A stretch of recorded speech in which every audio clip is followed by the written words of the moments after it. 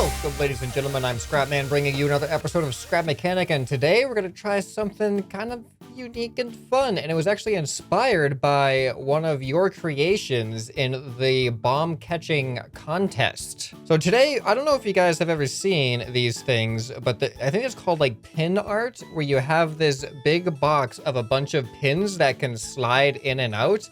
And basically, if you press your hand up against the pins, it creates the formation of your hand in like a 3D pin kind of shape. And you can like put it against your face. Basically, anything you press against it, it's gonna form to its shape. So I want to kind of make something similar to that, but let me show you what inspired this. So this is a Bomb Catcher 9000 by Sonril. And when I first saw this in the bomb catching video, this immediately came to mind, but I didn't want to say anything because I didn't want to spoil it. But you can...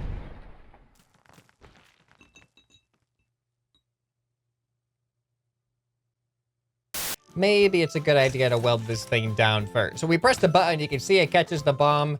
There we go, that time it worked. And I noticed that when it catches the bomb, we have to wait for the door to open here before we can head on in. The way that these suspension pieces are set up, you can see they've actually taken the shape of where they came in contact with the bomb because they're on one strength. So I thought, how cool would it be to make a big wall of these things and then put various objects in front of it, and then use a piston to press it up against the object, and then see it take shape as it pulls back. I think that would be really awesome, and the only question is, how laggy is it gonna be having all of these individual suspension pieces next to each other? But there's a couple of tests I wanna do. First is gonna be the lag test, so let's just build a wall of them. And second, if that's not too laggy, what I then want to do is see if we can double them up, because the one suspension is cool and all, but if we could do like double suspension so we can get like a lot of compression, then we can have a much more three-dimensional kind of feel to it. And I think that that would be really fun to see. But first things first, let's just build a big wall of them. And I think we'll start with something smaller than this and then just weld it by groups in squares. All right, so here we have a 3x3, which gives us a total of 9. So let's see if we can just weld a bunch of these together. And when does it start to lag? All right, so 3x3 go into a 6x6. Now let's weld 4 of these together and see if we can handle this. I'm hoping the bigger of a wall we can have, the bigger of an object we can put in front of it. So I'm really hoping this experiment can go pretty far, but we all know how this kind of stuff goes in scrap mechanics sometimes, so we'll find out. All right, here is 12x12, I guess. Oh. Wow. I think we found the limit. So 6x6 was fine. 12x12 was not fine.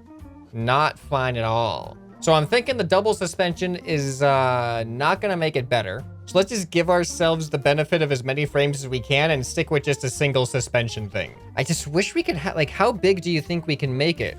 Like, maybe we should just slowly expand out one row at a time, or one layer at a time, until it starts to get a little bit too laggy. Wait, actually, you know what? We're gonna do one more experiment. Let's go back to the 12x12, and let's see if it changes if I weld it to the ground. So here's what we're gonna do. Rather than welding them all together first and getting really, really laggy and then welding them to the ground, I'm gonna weld one of them to the ground like this, and then we can just weld each one onto that. All right, so that's not lagging so far. This is a good sign. Okay, here comes the third one. Oh, there goes the frame drops. Oh, wait, no, we're back. Now that it's settled in, we're back with normal frames, but this is not going to last. Ooh, look at that, down to 6 frames. All right, and now we're good, but I guarantee as soon as something interacts with this, our frames are just gonna go back down to nothing. Yep. So actually, we could reverse engineer this. By deleting these one row at a time, we could work our way down to the best frame rate for the biggest size. All right, I've deleted, I think, 2 rows, and it's already way better. You can see when I hit it, we go down to 15 frames. This is already twice as much. So I'm gonna delete one more layer, and we're gonna see how that does for us. Oh, we got it. We found the sweet spot. So now this loses me like 5 frames when I hit it. So I think we found the sweet spot, which is 9x9. So this is the biggest that we're gonna get, unfortunately. So we just have to make sure that anything we put in front of this thing is just that size. So now we need to create the pushing mechanism. Ooh, that's laggy when it's not welded to the ground. Anyway, as I was saying, now we just gotta make it a pushable thing. We're gonna make like a platform and a pusher, and then we just have a spot to weld your place your creation down, and then you can push into it. All right, so after welding it and putting it on a piston, that actually increased the lag by a lot. So I've actually cut a whole nother layer off. So now it is down to 8 by 8, and now when I press it, I lose like 20 frames. But there's one thing about this is it's even worse when it's off the lift. So ideally, it would be great to not have to put it back on the lift whenever you wanted to respawn it in, because once it gets compressed, I'm not sure the best way to uncompress it or reset it. So I'm gonna do an experiment here, and I'm hoping that this is the only way I can see this working. And if it doesn't work, then you're just gonna have to respawn it in every single time. And if it does work, it might make it a little bit more laggy even. All right, so here's my idea. If I put this up, we should see it compress as it goes up. And now the question is, will it decompress if it gets tipped down? Because then all we have to do is turn our thing up. Oh, look at that. All right, this is gonna work. We have a reset method. So now we just have to put this entire thing on a bearing that turned itself down in order to reset it. All right, well, that definitely changed things. So I put a piston down and a bearing down, and now it's even worse on the frames. But you know what? We need at least some type of area for this to be able to reset. So now we're gonna have to give ourselves a reset button here. And already it needs to be reset, actually. All right, so now when we press this button, this should lift it up. Oh, this isn't looking good. This is so laggy. And then... uh-oh, it's gonna interfere with it. Oh, I didn't think that through, but does it still work at least? All right, they're coming back down. Good. Now the question is, when it comes back, does it stay the right way? Oh no, why is that happening? That's weird. All right, that's weird. Why would that happen? Gravity was still pulling, should have still been pulling down on these. Whoa! Oh, I see what's happening. Let's make it go slower. It seems like, so the force of the rotation, it's actually kind of like, so if your block's here, then your suspension is connected here. As it rotates this way, this block isn't being affected by the rotation at first. So it's actually compressing into the block rather than all of it moving at the same time. And that makes it a problem for us. Let's turn it down to its slowest setting, and maybe this will just help. I don't know. Yeah, see, you can see that the bottom row, they're compressing in completely. And that does make it a problem for us. So we're not going to be able to use this method. We're just going to have to do the reset method by just respawning it in on a lift, unfortunately. All right, so as far as I know, this area right here is the moldable area. Anything that you put in there should have its features molded by this pin art machine. All right, so all that is left to do is give it a test run. We can put a variety of things in front of it and see what happens. All right, so the first thing I'm gonna try to do is when you build on this, it lags too. But the first thing I'm gonna try to do is a hand, I guess, but I don't know if we have enough room for like an actual hand shape. Let's find out. Like if we want any separation between the fingers, it's gonna be a derpy looking hand, that's for sure. All right, you know, we got a four finger hand here. Sorry, we can't fit the thumb in. So we're gonna see how it does with this. All right, here we go. And press.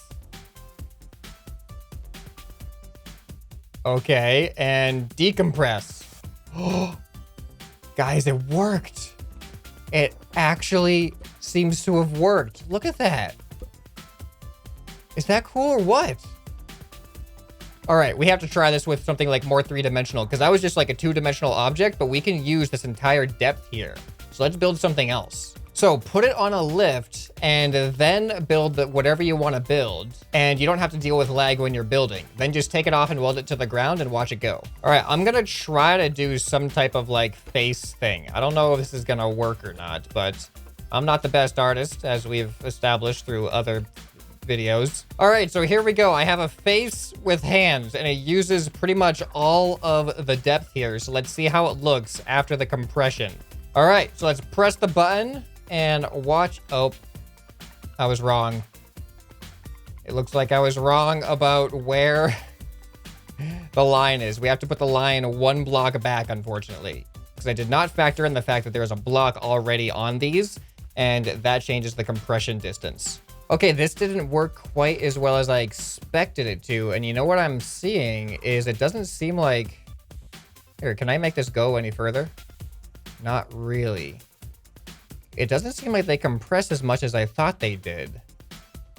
Because the last layer isn't reaching like I thought it was, unfortunately. So you know what we're going to do? We're just going to get rid of this stuff. Let's just have the face instead. We might only have a two layers to work with.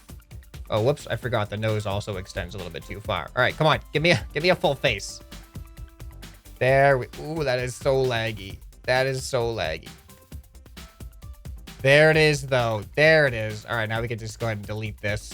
All right, and now we have, it's more like a skeleton face, especially since the bottom got cut off. But this is kind of working as intended. It's just, it's not as grand as I was hoping it was going to be because of lag issues.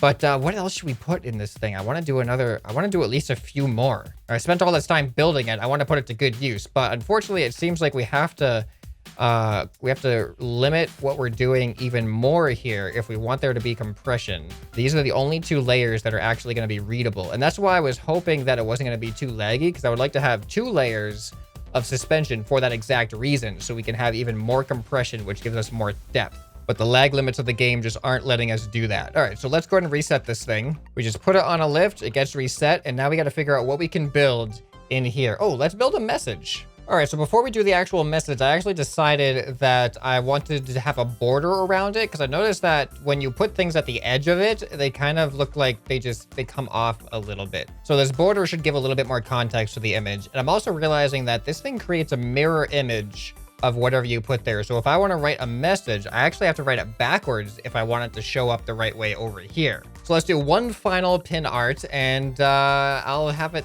be some type of message. I just got to try to build it backwards. All right, so I have my message written on here, and it's actually hidden behind this wall because I wanted the message to be kind of like in the middle. So the wall is actually just at the farthest reach of it, so it won't actually touch the wall, and that way only the message will be compressed into the pin art. And also this way I can keep it a secret from you until it actually compresses. So here we go. We're going to go ahead and compress it. All right, looks like the message is compressed. Let's decompress the message, and then we can remove the wall and see what it says. And as you can see, it says sub for subscribe. So if you guys enjoyed this video, please subscribe. I hope I've earned that. I thought this was a pretty unique idea. So leave a comment down below. Let me know what you would have built in this very, very, very limited building area. And also if you have any other ideas of stuff you'd like to see in Scrap Mechanic. Anyway, this has been ScrapMan, and I'll see you next time. Bye.